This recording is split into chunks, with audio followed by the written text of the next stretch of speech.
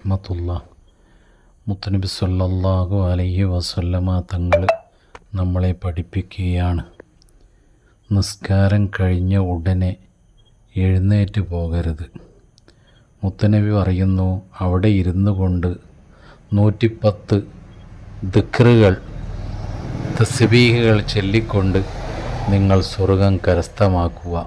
അത് നിങ്ങൾക്ക് സ്വർഗത്തിലേക്കുള്ള വഴിയാണ്. ഏതാണ് ആ തസ്ബീഹ്?